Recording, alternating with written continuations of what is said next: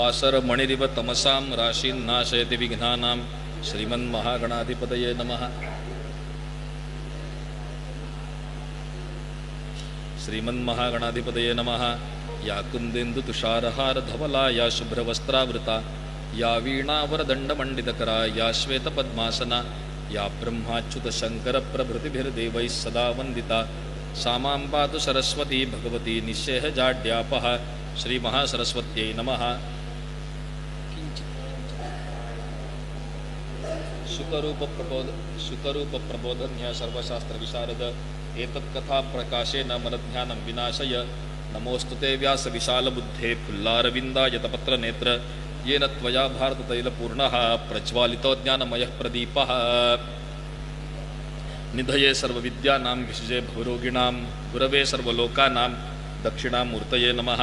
गुरुर्ब्रह्मा गुरुर्विष्णुर्गुरुर्देवो महेश्वरः, गुरुस्साक्षात् परब्रह्म तस्मै श्री गुरवे नमः।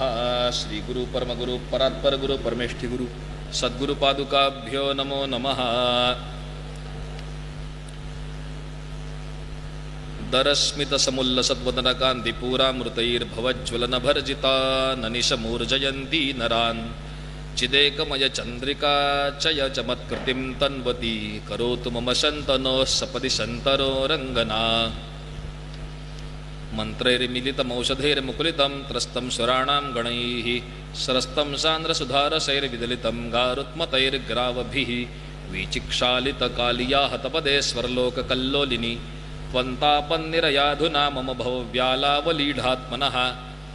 द्यूते नागेन्द्रकृत्तिप्रमथगणमणिश्रेणिनन्दी इन्दुमुख्यं, सर्वस्वं हारयित्वा स्वमतपुरभिदिद्राक्पणीकर्तुकामे, साकूतं हैमवत्या मृदुलहसितया वीक्षितायास्तवाम्ब, व्यालोलोल्लासिवल्गल्लहरी नटघटी ताण्डवं नः पुनातु। विभूषितानङ्गरिपूत्तमाङ्गा सद्यः कृतानेकजनार्तिभङ्गा, मनोहरोत्तुङ्गचलत्तरङ्गा गंगा ममांगान्यमलीकरोतु। श्री गणेशांना नमस्कार, श्री सरस्वती मातेला नमस्कार, श्री गुरूंना नमस्कार करून, सर्व श्रोत्यांना नमस्कार करून आपण गंगा दशहरा आज जी मुख्य पर्वणी आहे त्याच्या चिंतनाला आरंभ करूया। 10 पापांचं हरण करणारी म्हणून दशहरा अशी ती गंगा। गंगा ही केवळ 10 पापांचंच हरण करते असं नाही, गंगा ही सर्व पापांचं हरण करते। गंगेबद्दल असं म्हटलं जातं की अन्य प्रायश्चित्त म्हणजे ज्याला प्रायश्चित्त घ्यायचेत, कारण सर्वात पहिले मनाला ही समजूत यावी लागते, ही समज यावी लागते की पाप आणि पुण्य असतं। आधी हे आपल्याला समजावं लागतं की पाप आणि पुण्य असतं, म्हणजे सुरुवात इथून होते। कारण काय होतं, पाप पुण्य काही नसतं असा विचार सहज मनात येऊ शकतो। म्हणजे जे विचार त्याज्य आहेत ते विचार मनामध्ये पटकन शिरकाव करतात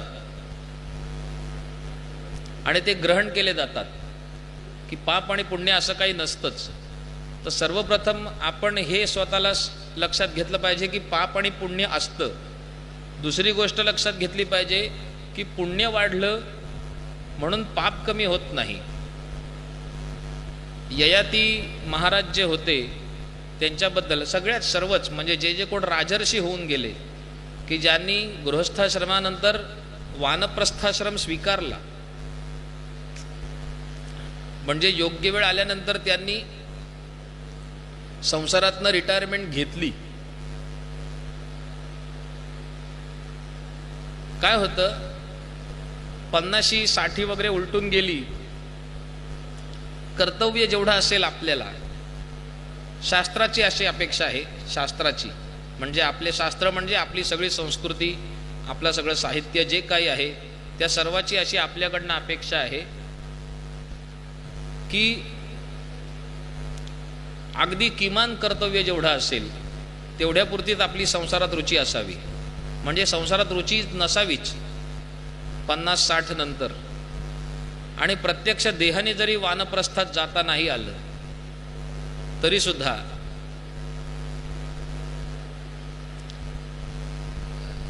घरातल्या गोष्टी, त्यांची काळजी घेणं, घराची जबाबदारी मुलं घेत आहेत की नाही याबद्दल चिंता करणं, इत्यादी गोष्टींमधून आपलं मन आपण काढून घेतलं पाहिजे. आणि मुलांच्या अपयशाला आपण उत्तरदायी नाही आहोत हे देखील आपण लक्षात घेतलं पाहिजे. कारण मुलं यशस्वी झाली तर आनंद असतो, तर पालकांना खूप आनंद वाटतो की आपलं मूल यशस्वी झालं, म्हणजे संसारात.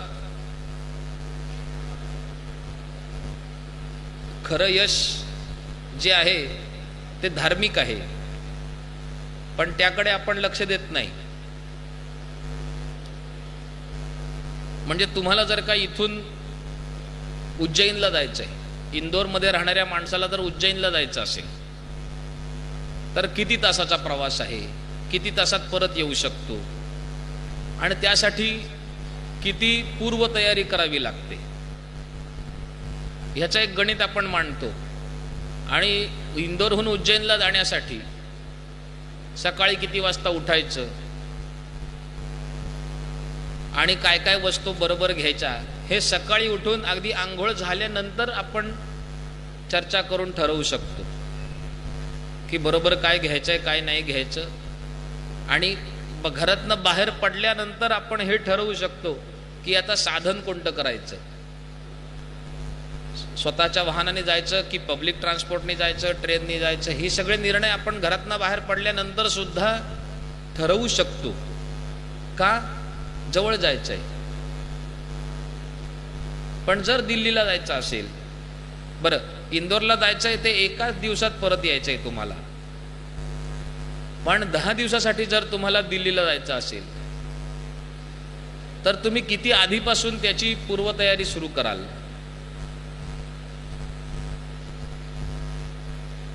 म्हणजे 3 दिवस आधीपासून बॅग भरायला सुरुवात होते. 3 दिवस, किमान 3 दिवस आधीपासून सूटकेस, ब्रीफकेस, कुठली जी व्हीलर जी असेल त्याच्यामध्ये एक एक म्हणजे आधीपासून ते कपडे सगळे धुतलेले लॉन्ड्रीमध्ये देऊन इस्त्री करून आणून सगळे त्याच्यामध्ये नीट रचून ठेवायचे. औषधं गोळ्या कोणती कोणती घ्यायचेत एक्स्ट्रा आणून ठेवायचेत. न लागणारी सुद्धा औषधं भरून ठेवायचेत. आपल्याला खूप आवड असते हात दाखवून अवलक्षण करण्याची. त्याच्यामुळे हे झालं तर तिथे गेल्यानंतर हे झालं तर तिथे गेल्यानंतर ते झालं तर असं आपण म्हणतो आणि आपल्या संकल्पाने त्या घटनेची सुरुवात करतो. जे शब्द आपण आपल्या मुखातून काढतो ना ते शब्द मुखातून निघाल्या त्या घटनेची सुरुवात झालेली असते. कारण सृष्टी तुमचं शब्द ऐकत असते. लोक म्हणतात वार्धक्यामध्ये आजारपणा आली तर त्यासाठी माझ्याकडे काहीतरी पैसा हवा म्हणून थोडा संचय करता. असं म्हणून तो पैसा संचय केला की मग आजारपणा येतातच आणि तो पैसा त्यासाठी खर्च होतोच. पण आपण जर का असा संकल्प केला की वार्धक्यामध्ये दानधर्म करण्यासाठी मला संचय करायचा आहे तर तुमच्याकडे पैसा पण साठेल, दानधर्म पण होईल आणि आजार पण येणार नाहीत. कारण तुमच्याकडनं एवढा एवढा पैसा जाणार हे निश्चित झालेलं आहे. तुम्ही जर का तो स्वतःहून नाही दिलात तेवढा पैसा तर तो दुसरे मार्ग शोधतो. मग तुम्ही जर दानधर्म केलात तर तुम्ही सेफ राहाल. म्हणजे आजारपणांमध्ये तो पैसा खर्च होऊन तो आपल्या हातून निघून गेला असं नाही होत. तो तुम्ही आधीच त्याचा त्याग केल्यामुळे. जे दत्तात्रयांचे 24 गुरु आहेत त्याच्यामध्ये कुररी म्हणून एक गुरु आहे. तो जो कुरर पक्षी जो असतो तो एक मांसाचा तुकडा त्याला मिळतो कुठेतरी आणि तो घेऊन चाललेला असतो. अचानक त्याच्या मागे एक ससाणा ससाणा लागतो. बरं, ससाण्याला माहिती नाही की ह्याच्याकडे मांसाचा तुकडा आहे. तो त्याला त्या छोट्या पक्ष्याला पकडण्यासाठी मागे लागतो. हा थोडा वेळ त्याच्यापासून लांब पळण्याचा प्रयत्न करतो आणि एकदम त्याच्या मनात येतं, तो हातातनं त्याच्या मांसाचा तुकडा सोडून देतो. जसा तो मांसाचा तुकडा सोडतो तसा तो ससाणा असतो त्या पडलेल्या तुकड्याकडे जातो आणि हा मग फरार होतो तिकडनं, हा पक्षी. आणि मग तेव्हा दत्तगुरूंना कळतं की त्याग केला की सोपं होतं सगळं. ज्याच्याकडे 10 कपड्यांचे जोड आहेत, 20 कपड्यांचे जोड आहेत, तो दुःखी असतो. कारण त्याला उद्या उठून कोणता कपडे घालू हा प्रश्न पडतो आणि जीर्ण झाल्यानंतर हे सगळे कपडे टाकून कसे देऊ हा प्रश्न पडतो. तर त्यागात शांतीरनंतरम गीतेमध्ये वाक्य आहे की त्याग केल्याने शांती मिळते.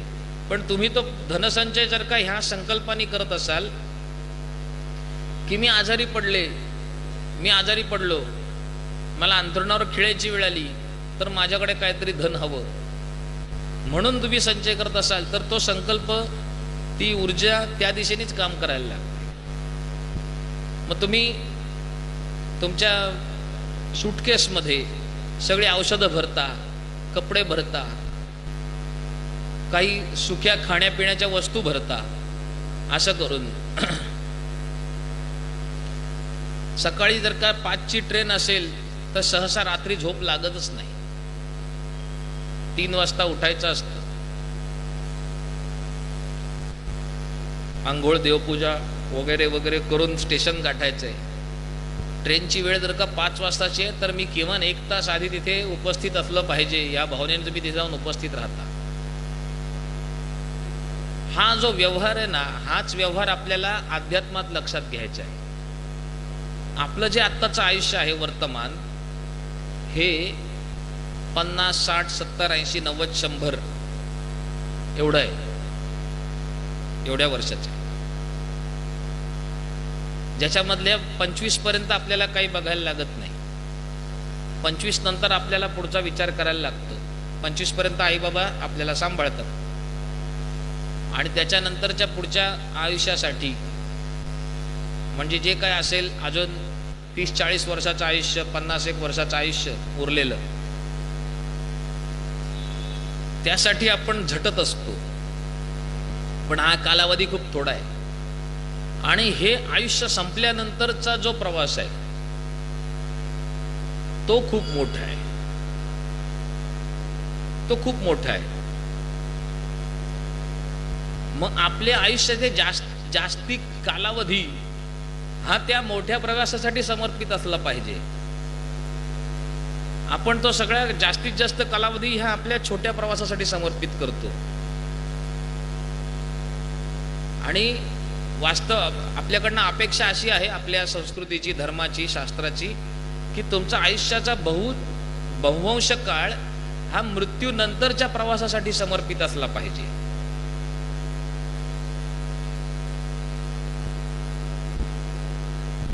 जे तीर्थ घेता तुम्ही, आपण हातावर तीर्थ घेतो आणि तीर्थ घेताना जो मंत्र म्हटला, श्लोक म्हटला जातो, त्याच्यामध्ये असा शब्द आहे अकाल मृत्यू हरणम.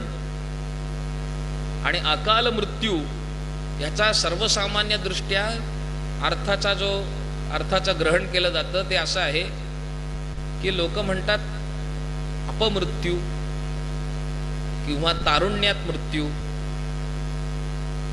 जबाबदाऱ्या पूर्ण सगळ्या झालेल्या नसताना आलेला मृत्यू, दुर्घटनायुक्त मृत्यू इत्यादी इत्यादी मृत्यूंना त्या अकाल मृत्यूच्या श्रेणीमध्ये टाकलं जातं.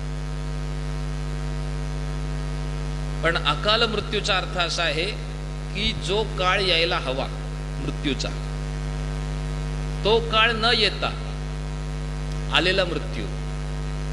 मग मृत्यूसाठी योग्य काळ कोणता? तर जोपर्यंत तुम्हाला सद्गुरूंची प्राप्ती होत नाही, जोपर्यंत तुम्हाला अध्यात्मात प्रवेश होत नाही, मग वय कितीही असू दे, जोपर्यंत तुम्हाला ही जाणीव होत नाही की आपण बद्ध आहोत, आणि कारण योग वासिष्ठामध्ये श्रीराम वासिष्ठांना प्रश्न विचारतात की ज्ञानाचा अधिकारी कोण? तर वसिष्ठ उत्तर देतात, ज्याला हे कळलं की तो बद्ध आहे आणि ज्याची ही इच्छा आहे की मी यातून मोकळं व्हावं, तो या ज्ञानाचा अधिकारी आहे.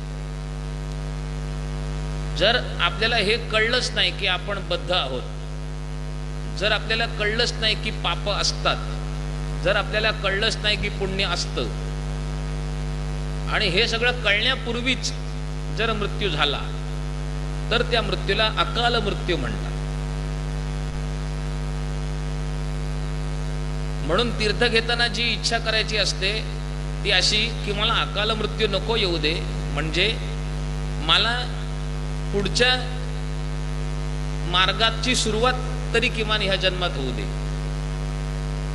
शुचीनाम श्रीमतांगे ही योग भ्रष्ट विजायते. याचा अर्थ काय की उत्तम, श्रीमंत आणि पवित्र अशा कुटुंबामध्ये योगापासून चलित झालेला, योगापासून भ्रष्ट झालेला, योग साधना चालू असताना मृत्यू पावलेला मनुष्य जीव जन्म घेतो.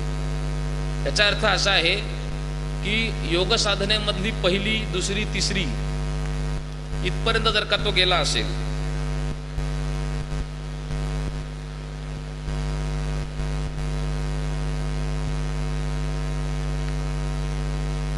आणि तिसरी पर्यंत गेल्यानंतर जर त्याने देह ठेवला, तर जेव्हा तो पुढचा जन्म घेईल तेव्हा त्याला परत पहिली, दुसरी, तिसरी करण्याची आवश्यकता नाही.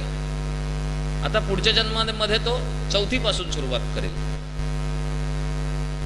आणि मग पाचवी, सहावी असं. मग त्या जन्मात जितकी इयत्ता त्याला पुढे जाता येईल तितकी इयत्ता तो पुढे जाईल, परत पुढचा जन्म घेईल, परत जे त्याला त्याचं पूर्ण शिक्षण होईपर्यंत तो जन्म घेत राहील. आणि म्हणून आपल्याला असं दिसतं की काही जीवात्मे, काही आपल्यामधले जे जीव आहेत ते जन्मतःच खूप पुढे असतात. आणि काही जण म्हणतात, अहो गुरुजी, वयाची 70 गेली आणि आत्ता मला कळलं की हे आहे, असं असतं. साहजिक आहे, प्रत्येकाची कोणत्या ना कोणत्या क्षणी सुरुवात होतेच. जो आता तुम्हाला 5व्या वर्षी सिद्ध पुरुष दिसतोय, तो गेल्या जन्मात 10व्या वर्षी सिद्ध पुरुष होता. त्याच्या गेल्या जन्मात तो 20व्या वर्षी त्याला अक्कल आली, त्याच्या गेल्या जन्मात त्याला 40व्या वर्षी अक्कल आली, त्याच्या आधीच्या जन्मात त्याला 17व्या वर्षी अक्कल आली, त्याच्या आधीच्या जन्मात त्याला काहीच माहिती नव्हतं. प्रत्येकाची अवस्था स्थिती असते. तर आपली जोपर्यंत पहिलीमध्ये जरी किमान ऍडमिशन व्हायला पाहिजे या साधनेच्या, उपासनेच्या, आणि ती सुद्धा न होता जर मृत्यू आला, आपल्या आयुष्यात काही नियम नसेल, एक तरी नियम असावा आणि तो शाश्वताचा असावा, म्हणजे एकदम कठोर की शेंडी तुटो का पारंबी तुटो, हा नियम मी सोडणार नाही. तो नियम कोणता असावा हे आपणच ठरवायचं असतं. छोट्यातला छोटा नियम पण चालेल, सोप्यातला सोपा नियम पण चालेल, पण नियम विहीन आयुष्य असू नये. ही अवस्था, किमान प्रारंभिक अवस्था देखील प्राप्त न होता जर मृत्यू येत असेल तर त्याला अकाल मृत्यू म्हटलं जातं. आणि तो येऊ नये म्हणून तीर्थप्राशन करताना ही भावना असावी की मला किमान ह्या जन्मातला देह ठेवताना इतकं तरी कळलं पाहिजे की मला काय करायचंय, माझा जन्म कशासाठी झाला होता. ही इच्छा तरी मनात उत्पन्न झाली की माझा जन्म कशासाठी झाला हे मला कळू दे, ही इच्छा माझ्या मनात उत्पन्न झाली. या इच्छेसाठी हा जन्म समर्पित. पुढच्या जन्मी कदाचित मला कळेल खरोखर की माझा जन्म कशासाठी झाला. तर सर्वप्रथम हा आपल्याला लक्षात घ्यावं लागतं, ह्या गोष्टीवर विश्वास ठेवायला लागतो की पाप असतं, पुण्य असतं. पुण्याच्या प्रभावाने पाप कमी होत नाही. आणि हे जे राजर्षी होते सगळे, ज्यांनी वानप्रस्थ स्वीकारून नंतर क्रमशः संन्यास घेऊन आपलं आयुष्याचं कल्याण करून घेतलं, यांच्याबद्दल असं म्हटलं जातं की दुःख भोगून ह्यांनी पापाचा क्षय केला आणि सुख भोगून पुण्याचा क्षय केला. पापाचा क्षय केला पण पुण्याचा देखील क्षय केला. कारण पुण्य सुद्धा तुमच्या प्रवासात अडसर असतो. पुण्याचा प्रभाव सुद्धा तुम्हाला थांबवणारा असतो. पातंजल योग दर्शनामध्ये लिहिलेलं आहे की परिणाम ताप विरोध संस्कारात दुःखमेव सर्वम विवेकिनः. की परिणामांचे जर का ताप बघितले, त्यांचे संस्कार बघितले, तर विवेकी पुरुषासाठी सर्व काही दुःखच आहे. म्हणजे जे आपल्याला सुख वाटतं हे देखील खरं तर दुःखच आहे. आपल्याला जेव्हा हर्ष होतो तेव्हा देखील एक प्रकारचं वेदनाच झालेली असते शरीराला, सुखाची वेदना. आपण आपला एक अपसमज होतो की हा एक आनंदाचा क्षण आहे. आनंदाचा क्षण नसतो, आघात असतो. म्हणजे मुलगा पास झाला, तुम्ही अपेक्षा ठेवून आहात की मुलाला 80% वर मिळतील, असे त्याने अभ्यास पण केलेला आहे, त्याला पण त्याची अपेक्षा आहे. पण प्रत्यक्ष ज्या क्षणी निकाल कानावर पडतो, खरंच त्याला 85% मिळाले, तर तो एक आघात असतो मनावर. त्या आघाताने मन म्हणजे क्षतिग्रस्त होतं आणि ते स्वतःला समजवण्यासाठी हसायला लागतं. म्हणजे स्वतःचं सांत्वन करण्यासाठी मन हसतं आणि ते सांत्वन करण्यासाठी जे मनाचं हसणं आहे ना, त्याला हर्ष म्हणतात. आणि हर्ष जो असतो ना, या म्हणून हर्षामध्ये सुद्धा पाणी येतं डोळ्यामधून. कधी हर्ष झाला तरी पण पाणी येतं. एखादं जर का तुम्ही भावविभोर झालात एखाद्या भावनेमध्ये, म्हणजे ती काही कोणाच्या आयुष्यात घडलेली दुःखद घटना किंवा सुखद घटना नाही. भगवंतांच्या विषयी ऐकून आपण जेव्हा भावविभोर होतो, प्रत्येक क्षणी मनावर आघातच होत असतो. ह्यापैकी काहीच भावना मनात न येणं म्हणजे कशाचं चांगल्याचं कौतुक नाही, वाईट झाल्याचा राग लोभ नाही, काहीच नाही. असं जे मन असतं ना, ते मन शांत असतं. ज्या मनाला आनंद होतो ते मन दुःखी असतं. ज्या मनाला आनंद होतो ते मन दुःखी असतं. कारण परिणामाचे ताप जे असतात, त्याचा जो संस्कार असतो, ह्याच्यामुळे सगळं दुःखमयच असतं. पण आपली जी संवेदना आहे ही निबर झालेली आहे आणि त्यामुळे ते जे दुःख आहे ते आपल्याला सुखासारखं वाटतं. मी देगलूरकर महाराजांचं प्रवचन ऐकत होतो, त्याच्यात त्यांनी ह्यासाठी एक सुंदर उदाहरण दिलंय. ते म्हणाले, पायाच्या तळव्यावरनं जर का फुलाची पाकळी फिरवली तर खूप छान वाटेल, पण तेच फूल जर डोळ्याच्या बुबुळांवरनं फिरवलं तर त्रास होईल. कारण पायाची त्वचा एवढी निबर झालेली आहे की तिला ते जे आहे ते स्पर्शतो, तो सुखद वाटतो.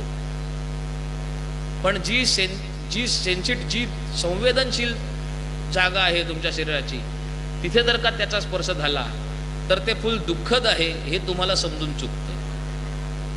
आणि जे विवेकी पुरुष असतात त्यांच्यासाठी आनंद नसतोच. भौतिक संसारातनं जे काही प्राप्त होतं त्यामध्ये आनंद नाहीच हे त्यांना कळून चुकलेलं असतं. कारण आनंद का होतो? पापपुण्य, आनंद आणि दुःख हे पापपुण्यामुळे होतात.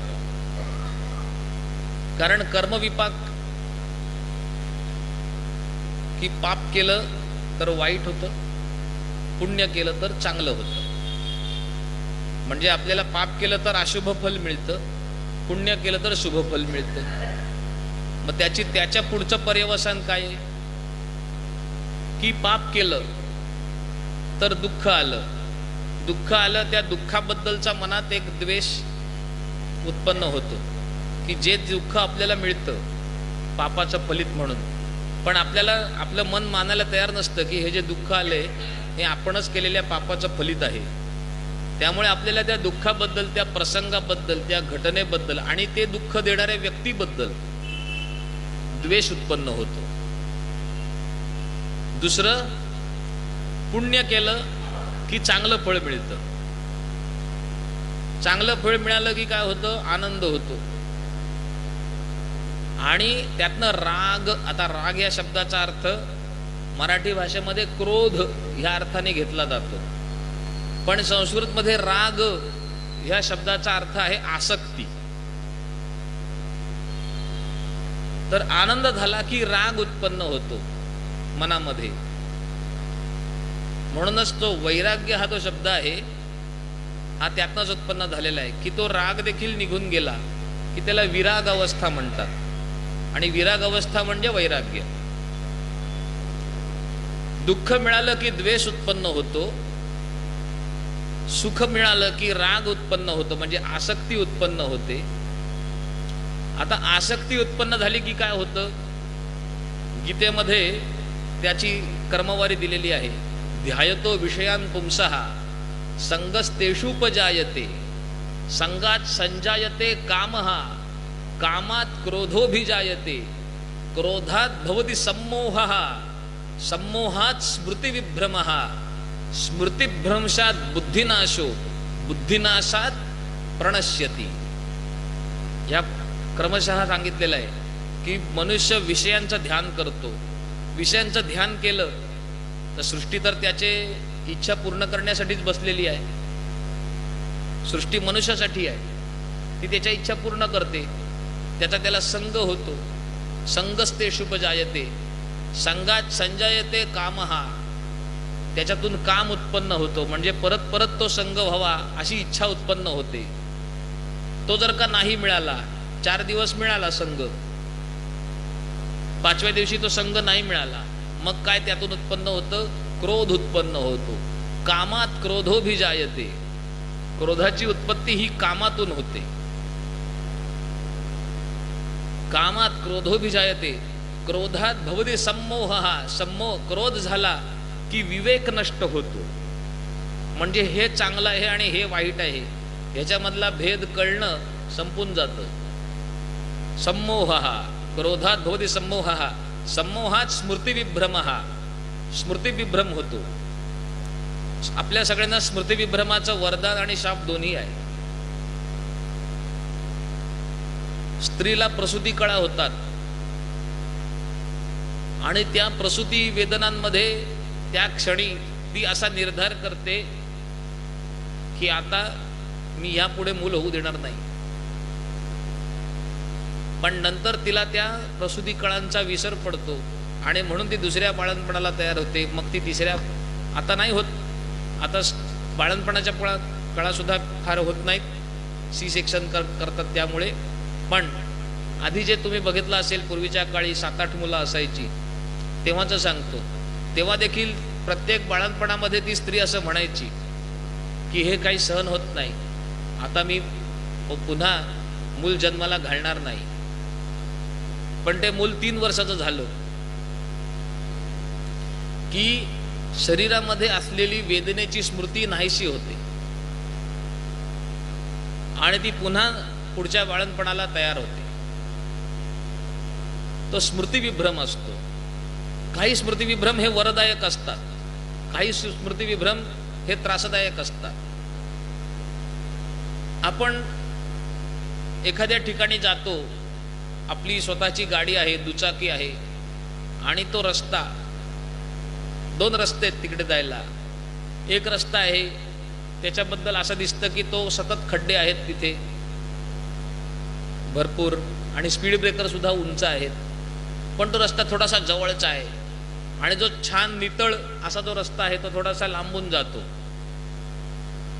मग मी काय करतो, घरातून निघालो आणि ते 2 रस्ते आले की विचार करतो की कदाचित इकडलं काम झालं असेल पूर्ण रस्त्याचं डांबरीकरण, असा विचार करतो इकडनंच जाऊया, इथून गेलो तर थोडं लांब पडेल. ती मी खोटी आशा लावून ठेवतो की कदाचित इकडलं डांबरीकरण झालं असेल, कदाचित हा रस्ता छान झाला असेल. एकदा जातो, दोनदा जातो, तिसऱ्यांदा गेल्यानंतर जेव्हा मी त्या खड्ड्यातनं आपटत आपटत जातो परत परत, तेव्हा मी मनाला समजावतो की अरे सागरा, तू हा रस्ता कधी छान होईल ही अपेक्षा सोडून दे. हा रस्ता कधीही दुरुस्त होणार नाही आणि तू लवकर पोचण्याच्या नादात इथे तुझ्या गाडीची वाट लावून घेतोस, शरीराची वाट लावून घेतोस. आणि आता पुढच्या वेळेस हा रस्ता दुरुस्त झालेला असो किंवा नसो, मी मनाशी निर्धार करतो की नाही, पुढच्या वेळेस मी जेव्हा इथे येईन तेव्हा त्या लांबच्या रस्त्यानेच जाईन. हे त्या क्षणी असतं, पण नंतर परत तिथे जायची वेळ महिन्याभराने येते आणि महिन्याभरानंतर मी त्या रस्त्यावरून झालेला त्रास असतो ना, तो विसरून गेलेला असतो. तो परत आठवतो जेव्हा परत मी त्या खड्ड्यात आपटतो तेव्हा आठवतं, अरे आपण गेल्या महिन्यात, त्याच्या गेल्या महिन्यात, त्याच्या गेल्या महिन्यात, गेले 4-5 महिने आपण इथेच आपटतोय. आपण इथे ह्या दोराहावर येईपर्यंत आपल्याला हे कसं लक्षात नव्हतं की आपण किती जोरात आपटत होतो. पण ते स्मृतिविभ्रम होतो. हा जो स्मृतिविभ्रम आहे ना, की एकदा जिथून आपल्याला कळलं की इथून कधीही आपल्याला चांगलं मिळू शकत नाही, वारंवार तिकडनं अपेक्षा करण्याची जी आपली वृत्ती असते ही त्यामुळे होते. स्मृतिविभ्रम हा स्मृतिभ्रंशात बुद्धिनाश हा, त्यातून काय होतं, बुद्धिनाश होतो. बुद्धी काय करते, मी परवा सांगितलं, बुद्धी निश्चय करते की हे करायचं की नाही करायचं.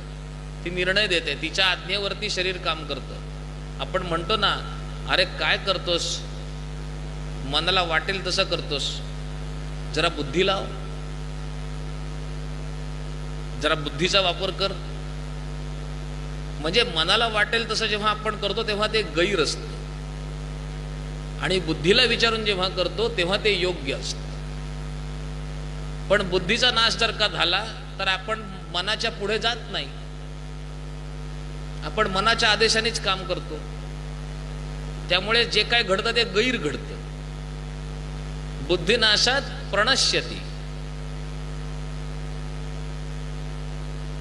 तर विवेकी पुरुष जो असतो त्याच्यासाठी सर्वच दुःख असतं. त्यासाठी ह्या भौतिक विश्वामध्ये आनंद असा नाहीच. कारण वाईट कर्म केलं, त्याचं वाईट फळ मिळालं, ते वाईट फळ मिळाल्यामुळे द्वेष उत्पन्न झाला. द्वेषामुळे त्याच्यानंतर चांगलं कर्म केलं, त्याचं चांगलं फळ मिळालं, चांगलं फळ मिळाल्यामुळे आसक्ती उत्पन्न झाली, आसक्ती पूर्ण झाली नाही म्हणून पुन्हा द्वेषच उत्पन्न झाला. म्हणजे तुमचं शुभ कर्म आणि तुमचं अशुभ कर्म हे दोन्ही तुम्हाला तुमच्या मोक्षाच्या मार्गापासून लांबच ठेवतं. त्यामुळे एक वेळ अशी येते की जिथे शुभ कर्म सुद्धा करणं थांबवायचं, अशुभ कर्म सुद्धा थांबवलं पाहिजे आणि साम्यावस्था हाताशी घेऊन पुढचा प्रवास करायचा असतो. हे आपल्याला आत्मसात झालं पाहिजे.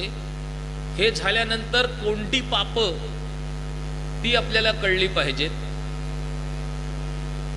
आणि त्यासाठी शास्त्राचं अध्ययन आपल्याला यथाशक्ती करावं. शास्त्राचं अध्ययन आपण करू शकत नसू तर जिथे जे महात्मे किंवा जे जाणकार त्याबद्दल सांगतात त्यांचा आश्रय घ्यावा.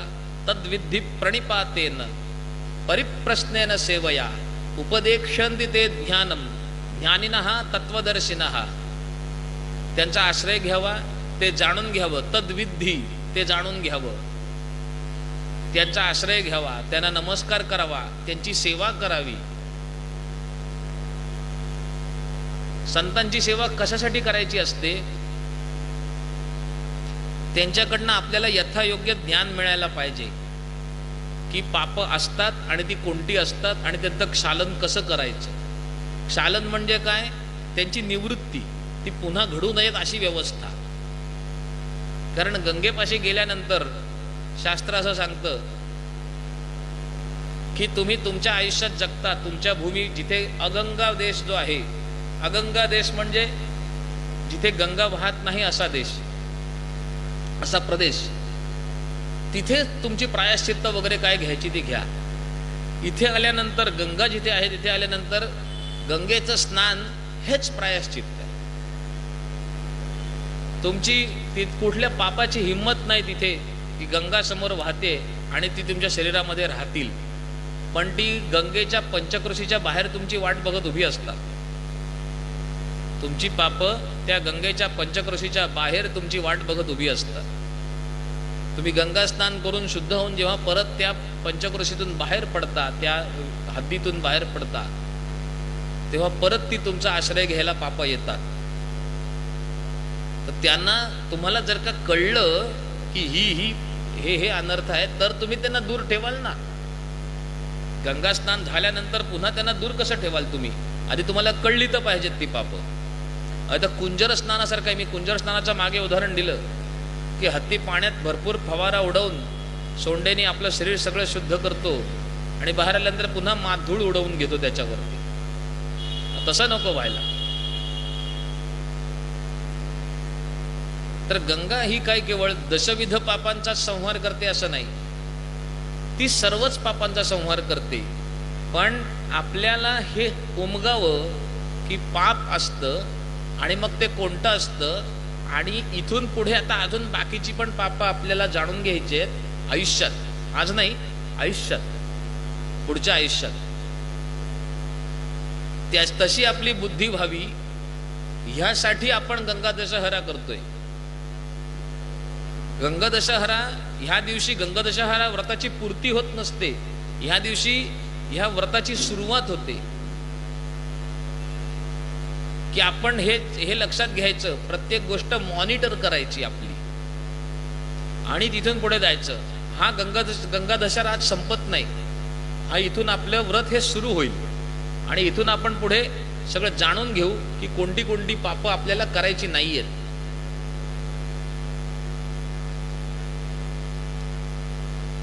गंगेची प्रार्थना करताना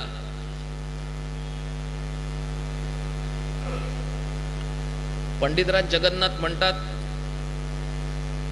की संकल्प आणि विकल्प ही जी क्रिया आहे,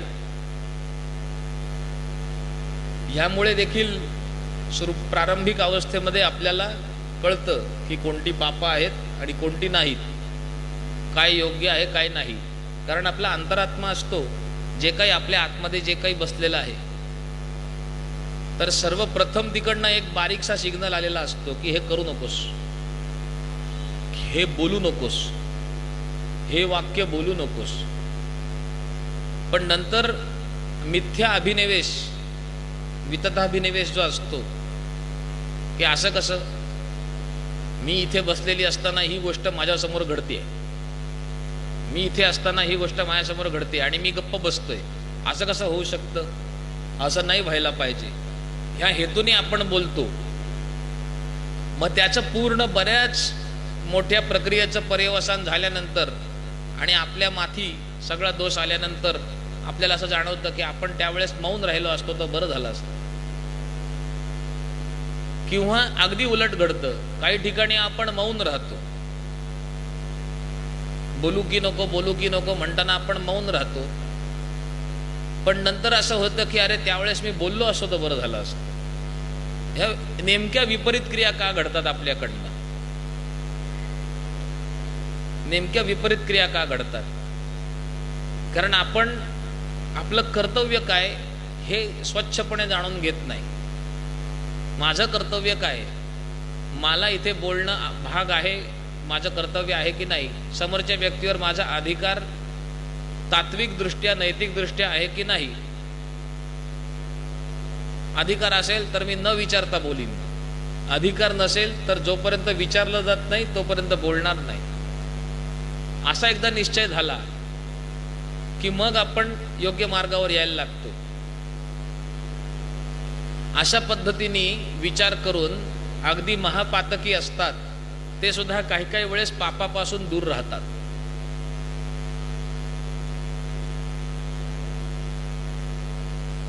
कवी म्हणतात मी तसाही नाहीये. मी ते जे महापातकी असतात की जे त्यांच्यामध्ये थोडासा विवेक असतो आणि ते त्या पापांपासून दूर राहतात, तसंही माझं नाहीये. माझ्याकडे विवेकच नाहीये, तरी पण मी सतत तुझ्या आश्रयाला येतो, सतत तुझ्यामध्ये स्नान करतो आणि तरी देखील तू प्रत्येक वेळेस मला क्षमा करून माझी पापं धुवून टाकतेस. पुढे कवी म्हणतात की माझ्या बाबतीत म्हणायचं झालं तर माझी पापं धुवून एक नवीन विश्वविक्रमच तुझ्या नावावर नोंदवला गेलेला आहे. एवढी पापं कधी कोणाच्या तू धुतली नसतील, एवढी माझी पापं तू धुतेस. ज्या पापांबद्दल पुढे कवी म्हणतात, पंडितराज जगन्नाथ आपल्या गंगा लहरी स्तोत्रांमध्ये पुढे ज्या पापांबद्दल बोलतायत त्याच्यामध्ये श्वानवृत्तीचा उल्लेख आहे. श्वानवृत्तीचा उल्लेख आहे. याच्याबद्दल सांगण्यासाठी तुम्हाला मी एकनाथ महाराजांचे जे एकनाथी भागवत आहे, म्हणजे भागवताच्या एकादश स्कंधावरचं त्यांचं भाष्य, त्यातल्या ओळी सांगतो, त्या एकदम नीट लक्ष देऊन ऐका. की श्वानवृत्ती आणि मनुष्याची तुलना श्वानाशी म्हणजे कुत्र्याशी केलेली जाते. हे कविराज करतात. पंडितराज जगन्नाथ मनुष्याची तुलना कुत्र्याशी करतात. ते तिथे तेवढा स्पर्श करून त्यांनी सोडून दिलंय, पण कुत्र्याशी तुलना केली म्हणजे नेमकं काय केलं हे नाथ महाराज सांगतात. म्हणजे एकनाथ, संत एकनाथ ते म्हणतात, जेवी जेवी श्वान अज आणि खर. श्वान अज, अज म्हणजे बोकड बकरा, खर म्हणजे गाढव. जेवी श्वान अज आणि खर हे ऋतू काळीच विषय तत्पर. याहुनी विशेषेसी नर कामी दुर्धर सर्वदा.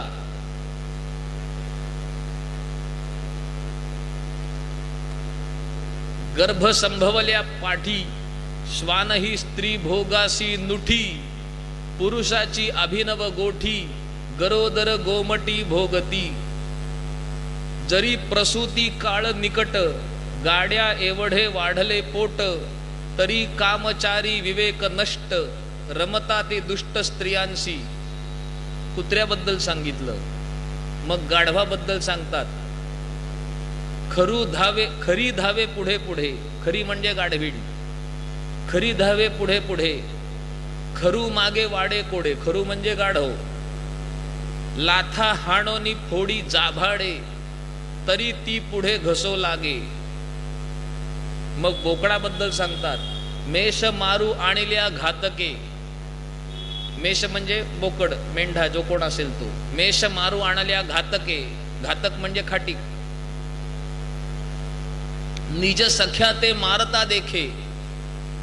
आपल्या सख्याला तो मरताना बघतो त्याच्या हातून. परी ते न मनोनी यथा सुखे. अजीसी हरिखे रमो धावे. अजी म्हणजे बोकडी, बकरी. अजीसी हरिखे रमो धावे. परी श्वानाचे हेंड तात्काळ सुटे. एकनाथ महाराज म्हणतात, ऐसे संकटी जै भोग घडे त्या भोगा सवेची आडकोनी पडे. हडहड करती चहूकडे जगा पुढे फजिती. त्या श्वानाचे हेंड तात्काळ सुटे परी मनुष्याचे आकल्पन सुटे. ह्या ओव्यांच्या शब्दांकडे तुम्ही नीट लक्ष देऊन जर का बघितलं तर कवींना आणि नाथांना आणि भागवताला मनुष्याची तुलना श्वानाशी करून काय सूचित करायचंय हे समजलं असेल. आणि त्याही पुढे जाऊन ते असं म्हणतात की काही गोष्टींमध्ये तर हे श्वान परवडले पण मनुष्य नाही. असे पातकी जरी तुझ्या जवळ आले तरी देखील हे गंगे तू त्यांचा उद्धार करतेस. पुढे कवी म्हणतात की असे काही जीव आहेत या जगामध्ये ज्यांनी गंगा हे नाव कधी ऐकलं नाही. त्यांच्या कानाचा काय उपयोग आहे का? ज्यांनी तुझं कधी दर्शन घेतलं नाही त्यांच्या डोळ्यांचा काही उपयोग आहे का? ज्यांनी मुखाने तुझं नाव घेतलं नाही त्यांच्या मुखाचा काही उपयोग आहे का? आणि ज्यांनी तुझ्यामध्ये स्नान केलं नाही त्या शरीराचा काही उपयोग आहे का? पूर्ण मनुष्य जीवनाचं जी काही आपल्याला सार्थक सांगितलेली आहेत की आपण ह्या भारतभूमीमध्ये जन्माला येतो तर आपण काय कर्तव्य आहे आपलं, संस्कृतीमध्ये सगळीकडे आपल्याला सांगितलेलं आहे की आपण गंगेचं एकदा तरी दर्शन घेतलंच पाहिजे, गंगा स्नान केलंच पाहिजे. असं नाही, कधी जेवढं शक्य होईल तेवढं करावं. आपण शास्त्राचा अभ्यास केलाच पाहिजे, आपला धर्म काय हे आपण समजून घेतलंच पाहिजे. हे भारतभूमी जी आहे ना ही योगभूमी आहे, ही विशेष करून निर्माण केलेली आहे. ही अशी टेक्टॉनिक प्लेटच्या सरकण्याने उत्पन्न झालेली नाही आहे सांगतात आपल्याला शास्त्रज्ञ. पण तो तर्क आहे, प्रत्यक्ष प्रमाण नाही, त्याला काही तर्क प्रमाण आहे. कारण असं कोणतंही भूभाग नाही भौतिक दृष्ट्या जर का बघायला गेलं पूर्ण पृथ्वीवर, भौतिक दृष्ट्या आध्यात्मिक दृष्ट्या नाही, भौतिक दृष्ट्या जर का बघायला गेलं तर एकाच भूभागावरती एकाच ठिकाणी इतके वंश, म्हणजे पहाडी लोकांचा वंश वेगळा, पंजाबी लोकांचा वंश म्हणजे ती शरीराची रचना, ठेवण वगैरे सगळी, आणि मध्य भारत जो आहे म्हणजे गुजरात, महाराष्ट्र, मध्य प्रदेश वगैरे इकडली एक मनुष्यांची ठेवण वेगळी, पुन्हा दक्षिणेमध्ये त्यांचं देहबोली वगैरे सगळी वेगळी, आणि शरीर रचना, नाक, इतकं वैविध्य. हे झालं मनुष्यांचं भौगोलिक वैविध्य. विश्वातला सगळ्यात उंच पर्वत भारतात आहे. नंतर बर्फाच्छादित प्रदेश, एकाच भूभागामध्ये बर्फाच्छादित प्रदेश पण आहे, त्याच भूभागाला समुद्र किनारा पण आहे, त्याच भूभागामध्ये वाळवंट पण आहे, त्याच भागामध्ये दरीखोरे पण आहेत, पर्वतरांगा पण आहेत, सदाहरित वन पण आहेत. हे उदकमंडलम म्हणजे आपण त्याला उटी म्हणतो, त्याचे उदकमंडलम जे आहे त्याचं नावच उदकमंडलम असं आहे. सतत पाणी पडत असतं, सतत पाऊस पडत असतो 12 महिने उटीला. त्यामुळे तिथे बायोडायव्हर्सिटी असलेली सदाहरित वन आहेत. तुम्ही विश्वात जर का बघायला गेलात ना तर बर्फाच्छादित प्रदेश ध्रुवीय प्रदेशात आहे, वाळवंट सहारामध्ये आहे, थंड प्रदेश पाश्चात्य देशांमध्ये आहे, सदाहरित वन विषुववृत्ताच्या खाली आहेत. एवढे वेगवेगळे जेव्हा भौगोलिक त्यांना परिस्थिती उत्पन्न झाली तेव्हा तिथे त्या गोष्टींची निसर्ग तयार झाला. आणि भारतात ह्यापैकी काहीच नाही आहे, ना भारत ध्रुवीय प्रदेश, ना भारत सतत विषुववृत्ताच्या रेषेच्या खाली असलेला प्रदेश, ना पाश्चिमात्य प्रदेश, काहीच नाही. पण हे सगळं भारतात आहे. +50 डिग्री सेल्सिअस आणि -50 डिग्री सेल्सिअस हे दोन्ही भारतभूमीवर आहे. असं कुठेच नाही. जितक्या भाषा भारतामध्ये बोलल्या जातात एवढ्या भाषा, आणि प्रत्येकाची व्याकरण वेगळी आणि लिपी वेगळ्या. व्याकरण तर व्याकरण, लिपी वेगळी. तुम्ही विचार करा, भारत छोटा देश आहे, त्याच्या दसपट मोठा चीन आहे, आणि अख्ख्या चीनभर थोड्याफार फरकाने एकच चीनी भाषा बोलली जाते, त्याची एकच लिपी आहे. आणि 163 का काहीतरी मुळाक्षर आहेत त्यांच्या भाषेत, ज्याच्यामध्ये र नाही.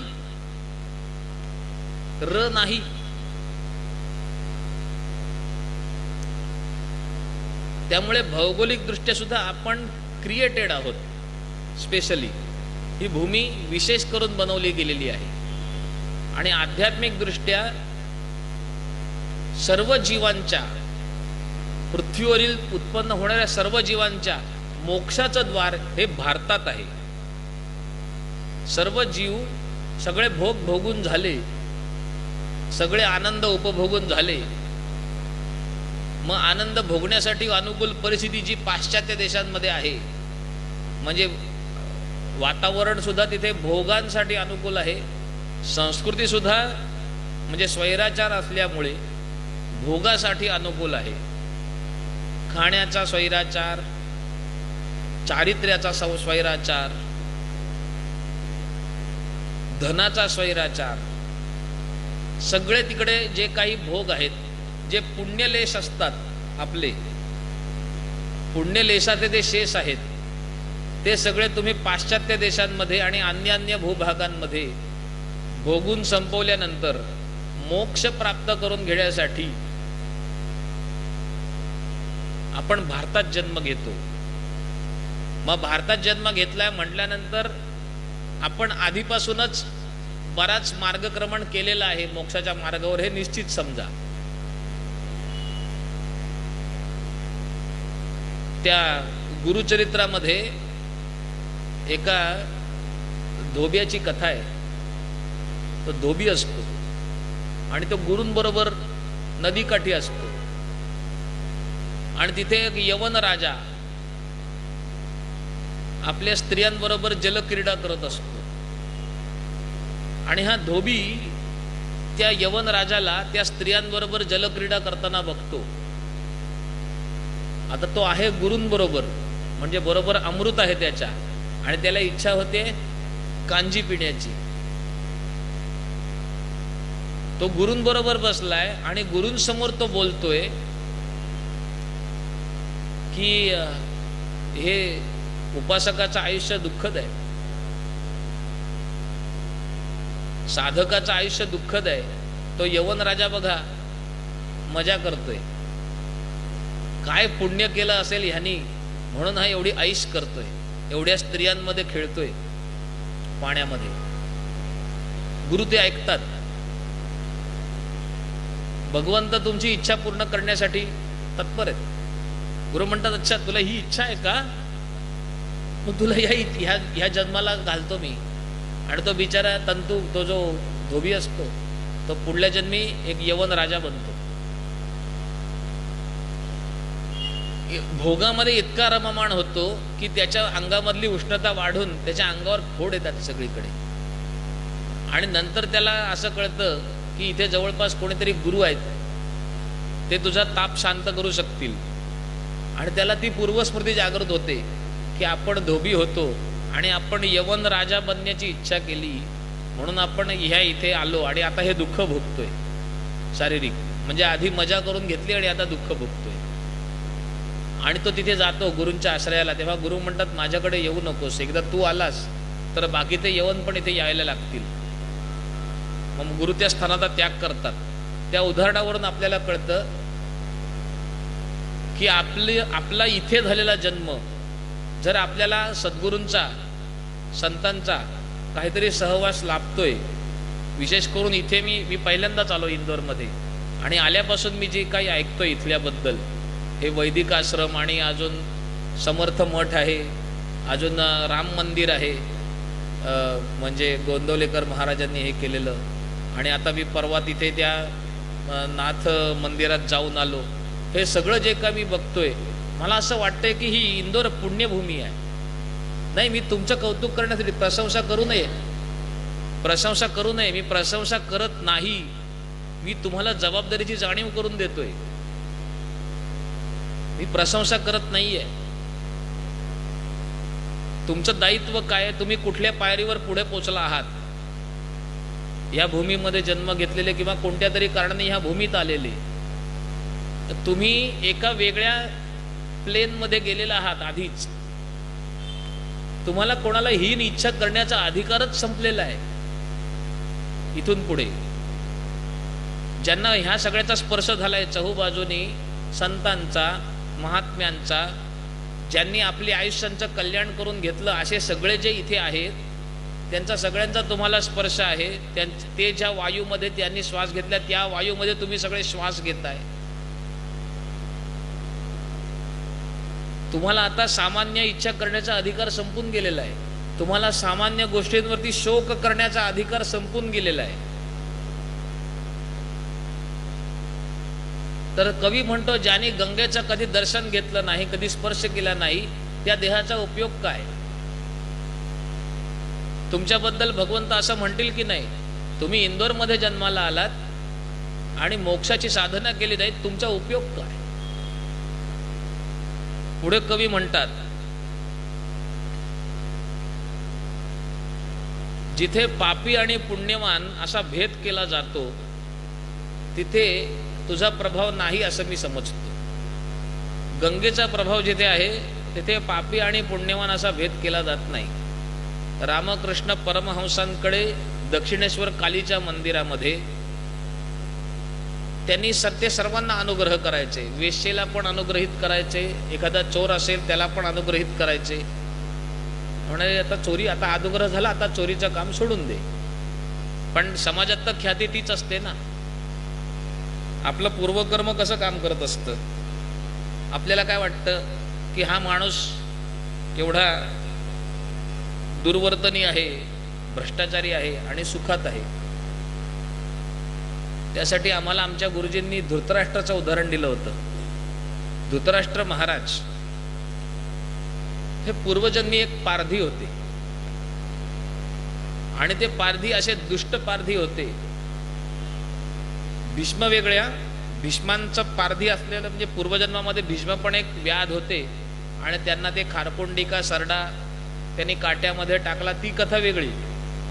धृतराष्ट्र महाराज एक पारधी होते आणि ते असे दुष्ट होते की ते पक्ष्यांनी सगळ्या फळांनी आणि फुलांनी बहरलेलं झाड त्याच्या बाजूने असे काष्ठ रचून त्याला पेटवून द्यायचे. ते बिचारे नवजात पक्षी वगैरे सगळे जळून द्यायचे, सगळी फुलं, सगळी फळं आणि ते वृक्ष सगळ्या त्या बाकीच्या पक्ष्यांचे निवासस्थान ते नाहीस होऊन जायचं. असं करून करून मग त्यांना कृष्णांनी त्या पूर्वजन्माची स्मरण करून दिलं आणि म्हणाले की, कारण धृतराष्ट्राला हे खेद होता या गोष्टीचा की मी हस्तिनापूरचा राजा, चक्रवर्ती सम्राट, 100 पुत्रांचा पिता, कोणाला होत नाहीत 100 पुत्र, मला झाले आणि मी हे बघूच शकत नाही. हे सगळं मी बघूच शकत नाही. इतकं सगळं ऐश्वर्य हे तुम्ही सांगता की तू ऐश्वर्यवान आहेस म्हणून, मी बघूच शकत नाही. माझा मुलगा एवढा पराक्रमी आहे, इतकं बळ त्याच्या हातांमध्ये आहे, मला कुठे दिसतंय त्यांनी पराक्रम केलेला. आणि इतकं सगळं करून माझ्या मुलांना त्या भीमानी मारून टाकलं आणि तो रोज येऊन माझ्यासमोर तुकडा टाकतो, भाताचा पिंड टाकतो आणि म्हणतो म्हणजे कुत्र्यासारखं.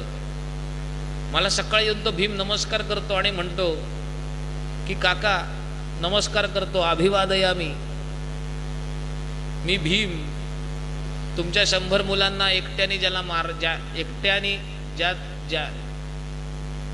मी एकट्याने तुमच्या 100 मुलांना मारलं तो मी भीम. मी तो भीम आहे ज्याने फेकलेल्या तुकड्यावर तुम्ही कुत्र्यासारखे जगता, तो मी भीम आहे. असं रोज भीम येऊन मला सांगतो. तर इतकं माझं काय पातक आहे. अर्थात धृतराष्ट्र तर ह्या जन्मातलं तर पातक होतच. धृतराष्ट्राने आपल्या स्वार्थासाठी, पुत्रप्रेमासाठी सतत आणि नंतर सुद्धा म्हणजे त्यासाठी त्याने सतत त्यांना पांडवांचा अव्हेर केला. पांडवांना आपलं कधी मानलं नाही. आणि जेव्हा भीमाने सर्वांचा वध केला तेव्हा सुद्धा त्या लोखंडाच्या पुतळ्याला आलिंगन देऊन तो फोडून टाकला होता. म्हणजे खरं तर भीमालाच आलिंगन द्यायचं होतं, पण कृष्णांच्या हस्तक्षेपामुळे तिथे भीम वाचला. म्हणजे त्याचा दुष्टपणा शेवटपर्यंत गेला नव्हता. तरी पण तो म्हणाला, धृतराष्ट्र म्हणाला, जर ठीक आहे मी दुष्ट आहे, मला दुःख द्यायचंय, तर मग मला ह्या राजघराण्यात जन्मालाच का घातलं. पापी माणसाला तर दारिद्र्यात जन्माला घालतात ना. तर कृष्ण म्हणाले, अरे एखाद्याला नुसतंच पाडायचं असेल तर धक्का द्यावा, पण जोरात आपटायचा असेल तर वरच्या मजल्यावर न्यावं लागतं. एखाद्याला जोरात आपटण्यासाठी टॉप फ्लोअरला न्यावं लागतं एकदम. तिथून आपटलं ना की खरी शिक्षा मिळते. ज्याला रोजचं उत्पन्न 20 रुपये आहे, त्याला जर का दुसऱ्या दिवशी पण 20च रुपये मिळाले तर त्याला काय दुःख आहे? तो म्हणेल मी दरिद्रीच आहे, मला 20च रुपये मिळतात, आज पण 20 रुपये मिळाले. पण ज्याचं रोजचं उत्पन्न 200 रुपये आहे, त्याला जेव्हा 20 रुपये मिळतात तेव्हा त्याला दुःख होतं. तर आपल्याला हा प्रश्न पडत असतो की हा माणूस इतका पुढे कसा काय गेला? तर देवाने त्याला जोरात आपटण्यासाठी वरती नेलेला आहे त्याच्या कर्मानुसार.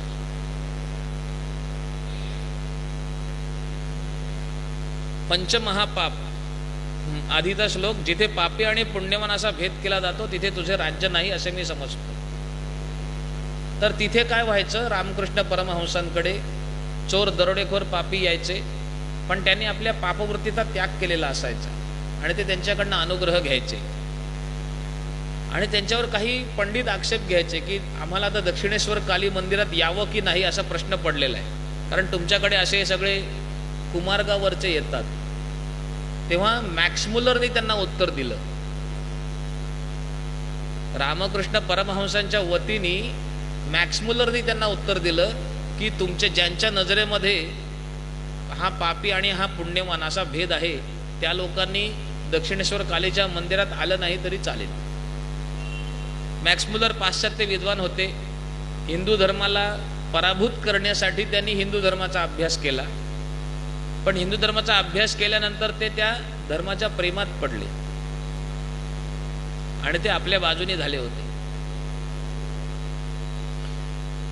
त्याच्यानंतर कवी म्हणतात पंचमहापाप,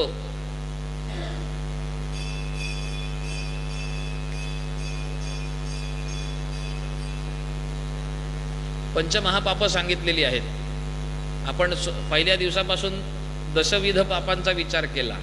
पुढे पंचमहापाप आहेत. त्याच्यामध्ये आहे ब्रह्महत्या. ब्रह्महत्येमध्ये काय होतं की ब्राह्मणाला प्रत्यक्ष शरीराने मारणं ही तर गोष्ट आहेच, पण ब्रह्महत्या म्हणजे ब्राह्मणाचा अपमान करणं ही देखील ब्रह्महत्याच आहे. कारण नीतिशतकामध्ये सांगितलेलं आहे, आज्ञाभंगो नरेंद्राणाम विप्राणाम मानखंडनम पृथक्शय्याच नारीणाम अशस्त्रवध उच्यते. राजाचा आज्ञाभंग करणं आणि ब्राह्मणाचा अपमान करणं आणि स्त्रीशी द्वेषामुळे स्त्रीपासून लांब राहणं, या तीनही गोष्टी त्या तिघांचा शस्त्राशिवाय वध केल्यासारख्या आहेत. कारण कर्णपर्वामध्ये असा प्रसंग होता की भीष्मांनी प्रतिज्ञा केली होती की मी उद्या सूर्यास्ताच्या आत ही पृथ्वी निष्पांडव करीन, एकही पांडव शिल्लक ठेवणार नाही, अशी भीष्मांनी प्रतिज्ञा केली होती. आणि ते वर्षाव करत होते बाणांचा. सर्व पांडवांना त्यांनी जखमी करून बेजार करून सोडलं होतं आणि त्यांना सामोरा जाण्याचं सामर्थ्य फक्त एकामध्ये होतं, ते म्हणजे अर्जुनामध्ये. पण तो त्याच्या म्हणजे त्यांच्याबद्दल असलेल्या आदरामुळे आणि प्रेमामुळे त्यांच्यासमोर युद्ध करायला जात नव्हता. तर त्याला उकसवण्यासाठी, त्याला तिथे जाण्यासाठी प्रवृत्त करण्यासाठी युधिष्ठिराने त्याची निर्भर्त्सना केली, त्याची निंदा केली अर्जुनाची. अरे अर्जुना, तुझ्या शौर्याचा काय उपयोग? एवढा तुझ्याकडे पाशुपतास्त्र आहे, आग्नेयास्त्र आहे, त्याचा काय उपयोग? असं बोलता बोलता एकदम युधिष्ठिर म्हणाले, आणि तुझ्या गांडीव धनुष्याचा काय उपयोग? त्याचा धिक्कार असो. असं बोलल्यानंतर अर्जुन एकदम चमकला. कारण जेव्हा त्याला ते धनुष्य मिळालं होतं तेव्हा त्याने अशी प्रतिज्ञा केली होती की जो कोणी ह्या धनुष्याचा अपमान करेल त्याला मी जिवंत सोडणार नाही. आणि त्याला आता संकट पडलं की आता माझ्या मोठ्या भावाने धनुष्याचा अपमान केलाय आणि आता ह्याला जिवंत सोडावा तर पंचायत, नाही सोडावा तर पंचायत. कारण जिवंत सोडला तर प्रतिज्ञा भंग होईल, जर जीव घेतला तर स्वजनांची आधीच मी जे जे परके म्हणून उभे राहिलेत त्यांनाच मी मारायला धजावत नाहीये. हा तर माझा सख्खा भाऊ आहे, ह्याला मी कसा मारू? धर्माचं रहस्य जर का कळलं नाही तर माणसाकडून अधर्म घडतो. म्हणजे धर्माचं पालन करण्याच्या नादात मनुष्य अधर्म करायला लागतो. अधर्म करायच्या बुद्धीने अधर्म करत नाही, पण तत्व जाणून न घेता जर का तुम्ही धर्म केलात तर उलट तुमच्याकडनं अधर्म घडण्याची शक्यता असते. त्याच्यामुळे आपण जे करतोय ते करावं, पण प्रत्येक वेळेस ते जाणकारांना विचारून घ्यावं. आपली जी मनोवृत्ती आहे, आपले जे विचार आहेत ते जोपासावेत, पण प्रत्येक वेळेस ते विचार संत महात्मे आले की त्यांना सांगावेत आणि माझी विचारांची दिशा योग्य आहे का हे पडताळून पुन्हा त्यांना ट्रॅकवरती आणावं. अर्जुनाच्या नशिबाने भगवंत सतत त्याच्या जवळ होते. भगवंतांनी सांगितलं की राजाचा आज्ञाभंग झाला, राजाला जर का तू तुझ्या मोठ्या भावाला एकेरी हाक मारलीस तर त्याचा वध केल्यासारखंच आहे. इतके दिवस तू भवान म्हणून त्यांना हाक मारत होतास, आज तू त्यांना त्वम म्हणजे अरे तुरे कर. तुझ्या मोठ्या भावाला अरे तुरे कर, त्याची हत्या झाल्यासारखं आहे. म्हणजे तुझी प्रतिज्ञा पूर्ण होईल आणि त्याचा जीव पण वाचेल आणि तुला त्याचा जीव घेतल्याचा दोष पण लागणार नाही.